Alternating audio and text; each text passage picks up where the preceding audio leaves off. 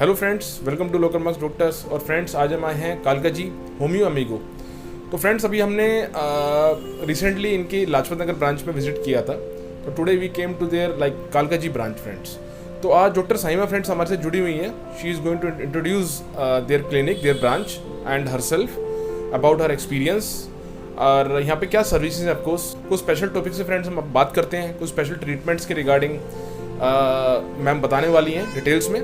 तो स्टार्ट करते हैं doctor Saima from Homeo Amigo in कालका जी branch. Hello, good afternoon. Myself doctor Saima और आज आप कालका जी ब्रांच ऑफ होम्यो अमीगो में बात कर रहे हैं।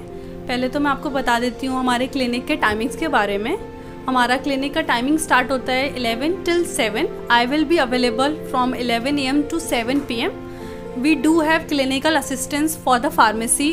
इन केस यू नीड मेडिसिन तो आप डायरेक्टली फार्मेसी से भी ले सकते हो। फार्मेसी हमारी सुबह 10 बजे खुल जाती है और वो क्लोज़ होती है रात को 8 बजे तक।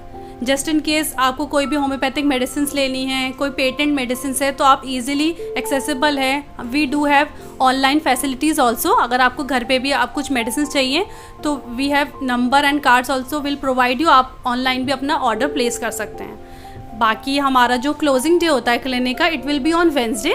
बाकी अदर डेज 6 डेज हम ओपन रहते हैं, तो आप कभी भी आके हमें दिखा सकते हो। We do have consultation services, homeo diet services and we do have packages specially daily health lifestyle disorders like diabetes, hair fall हो गया, स्ट्रेस हो गया। इससे रिलेटेड अगर आपको कुछ प्रॉब्लम भी है तो आप आ सकते हो। हमारे पास काफ़ी फैसिलिटीज़ हैं पैकेजेस से रिलेटेड, तो इकोनॉमिकली ये काफ़ी फिजिबल रहता है। तो मैम, थोड़ा आपकी जर्नी के बारे में जानना चाहूँगा बेसिकली कि आपको कितना एक्सपीरियंस हो गया as today you working is one of the biggest brand in homeopathy. आप इनसे जुड़े हुए हैं, तो इससे पहले आपकी जर्नी कैसी रही, कितना एक्सपीरियंस हो गया, क्या चैलेंजेस आपने फेस करे to being as a homeopathy doctor. आज आप यहाँ पे बैठे हैं जहाँ पे you are handling multiple patients और पेशेंट्स भी ट्रस्ट करते हैं इस ब्रांड के साथ कहीं ना कहीं, और it having good reputation in the market.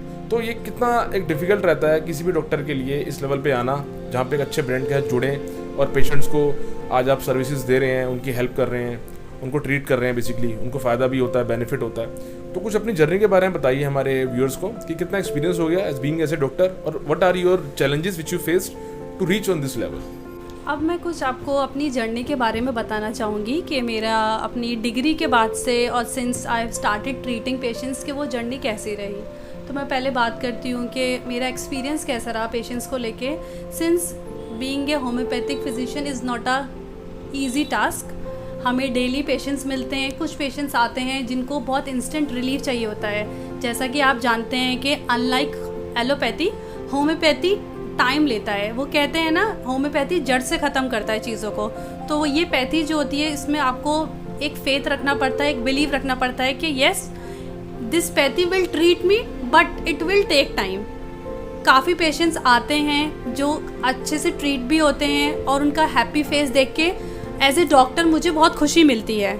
Sometimes कुछ पेशेंट्स को ट्रीटमेंट के बाद थोड़ा रिलीफ टाइम से नहीं मिलता, उनका टाइम डिले हो जाता है, वो काफ़ी कंसर्न हो जाते हैं। तो एज ए डॉक्टर जैसे जब मैं घर जाती हूँ तो रात को मुझे अपने मतलब पेशेंट्स से रिलेटेड प्रॉब्लम्स के, अच्छा मेरे इस पेशेंट को ये प्रॉब्लम है, अच्छा इसके अब रिपोर्ट्स आ गए, अब मुझे इसके आगे ट्रीटमेंट करना। तो एज ए डॉक्टर ये चीज़ें हमारी माइंड में चलती रहती है। जैसे वो कहते हैं ना, क्लिनिक के बाद doctor is never a of duty. जैसे एक सोल्जर की जॉब होती है ऐसी डॉक्टर की होती है। घर पे जाने के बाद भी हमें अपनी पेशेंट्स की टेंशन रहती है। नंबर्स होते हैं पेशेंट का, कुछ पेशेंट्स घर पे भी कॉल कर देते हैं नंबर पे कि हाँ ये प्रॉब्लम हो रही है। तो एक वो कहते हैं ना, doctor is always ready to help और उनके जो पेशेंट्स हैं वो उनको ठीक भी करना चाहते हैं। एज ए जर्नी काफ़ी, मतलब ये जो जर्नी है स्मूथ तो नहीं रही, ऐसी अप एंड डाउन रहा है। बट धीरे धीरे जब पेशेंट्स ट्रीट होते रहे तो वो कहते हैं ना, अपना मॉरल जो होता है, अपना कॉन्फिडेंस बूस्ट होता गया। कुछ पेशेंट्स ट्रीट हुए, कुछ पेशेंट्स को थोड़ा डिले हुआ ट्रीटमेंट में। तो उससे एक हमारा जो सीरीज़ चलता रहा सीखने का कि इस जर्नी में कैसे होम्योपैथी वर्क करेगी। कुछ पेशेंट्स में मेडिसिन का इंस्टेंट इफेक्ट होता है, कुछ पेशेंट्स में वही मेडिसिन थोड़ा लेट इफेक्ट करती हैं। It's all depend on your symptoms and the case taking, because in homeopathy proper case taking is very important. क्योंकि वो कहते हैं ना, हर पेशेंट के कैरेक्टरिस्टिक सिम्टम्स अलग होते हैं। Every patient is unique. तो ये नहीं कि जैसे अगर एक पेशेंट को गैस्ट्रिक इशू है तो हम उसको जो मेडिसिन दे रहे हैं तो दूसरे पेशेंट को भी गैस्ट्रिक इशू के लिए वही मेडिसिन दे देंगे। No, it won't work. In homeopathy every patient is uniqueness ना, इंडिविजुअल ट्रीटमेंट होता है, तो हर पेशेंट को हम अलग मेडिसिन देते हैं अकॉर्डिंग टू द सिम्टम्स। पूरी प्रॉपर केस टेकिंग होती है। उसमें हम स्टार्ट करते हैं पहले पेशेंट के मेंटल जनरल से, पेशेंट का जैसे मेंटल जनरल्स कैसा है, उसकी प्रेजेंटिंग कंप्लेंट कैसी हैं, जस्ट इन केस अगर कुछ प्रॉब्लम है तो अगर अपनी वो रिपोर्ट्स लेकर आए तो उनका रिपोर्ट चेक होता है। प्रॉपर केस टेकिंग के बाद ही then will come to a conclusion कि हाँ इसको ये मेडिसिन सूट करेगी।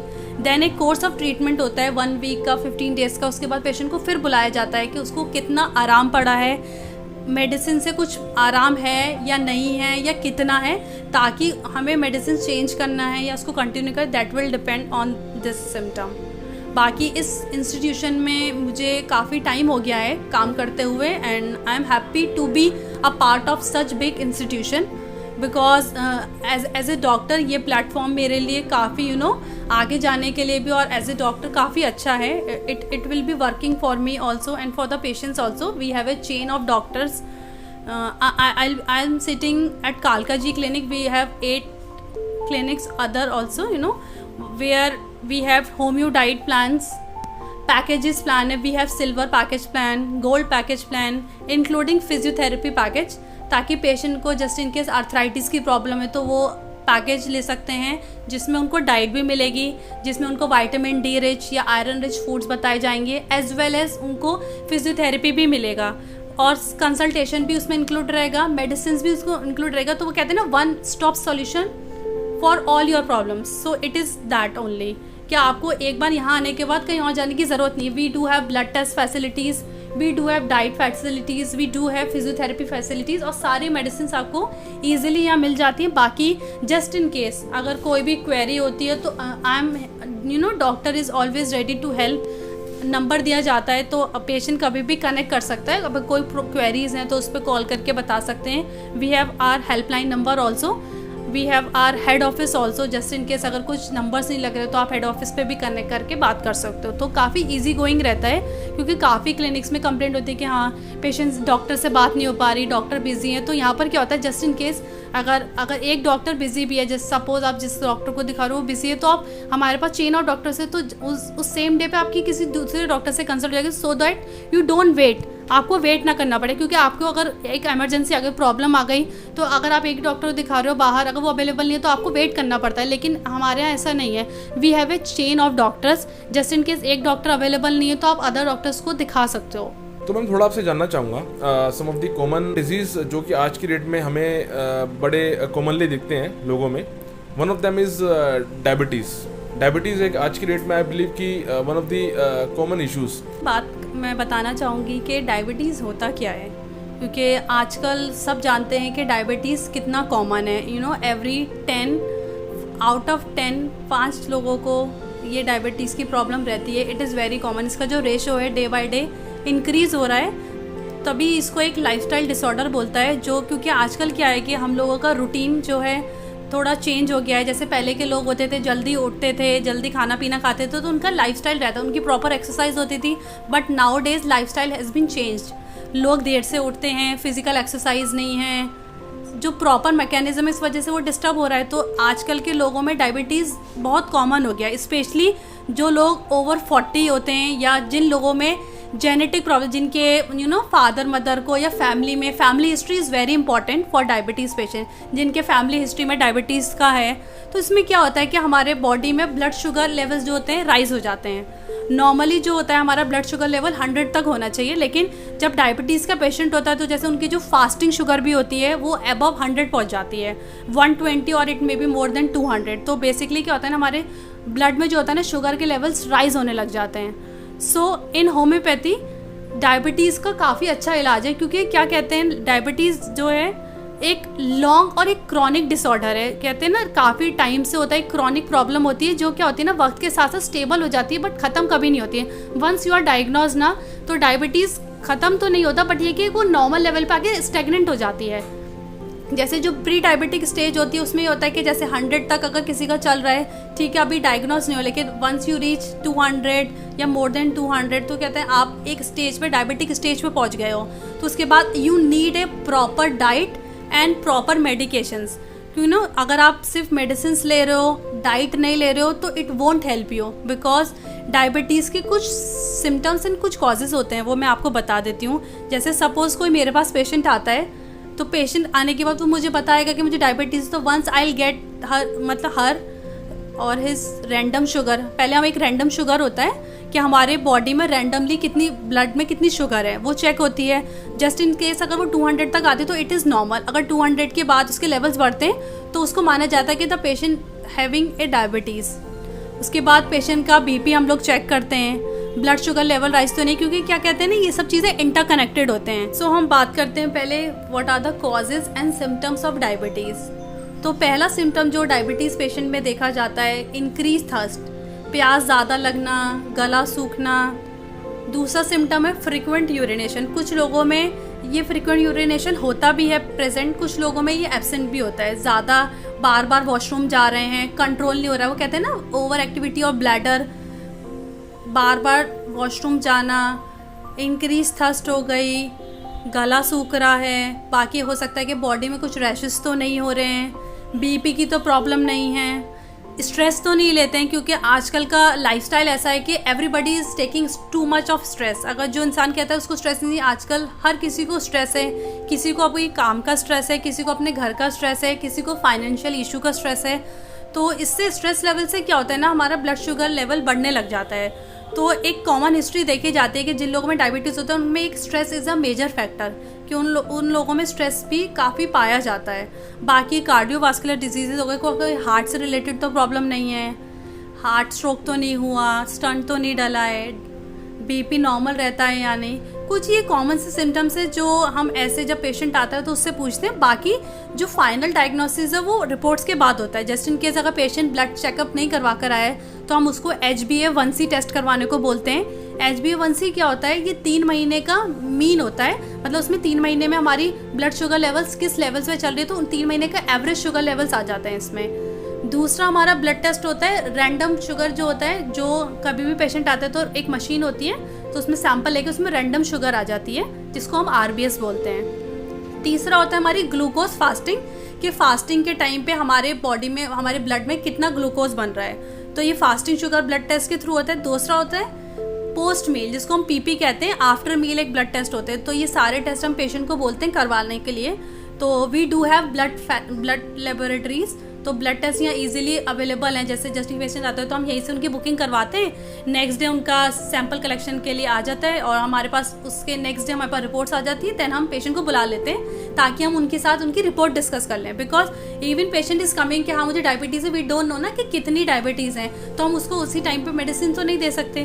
पहले हमें लेवल्स पता होने चाहिए, या तो वो रिपोर्ट्स लेकर आए, तो पहले उसके लेवल्स आ जाते हैं, देन हम उसको कॉल करके बुलवाते हैं कि हाँ अब आपकी रिपोर्ट्स आ गई, देन वी कैन प्रोसीड। उसके बाद पेशेंट की रिपोर्ट्स आने के बाद अगर लेवल्स राइज होते हैं तो वी स्टेप बाय स्टेप पहले हम प्रेजेंट हिस्ट्री पूछते हैं, फिर उसकी हिस्ट्री ऑफ प्रेजेंटिंग कंप्लेंट्स की कि ये स्टार्ट कब से हुआ।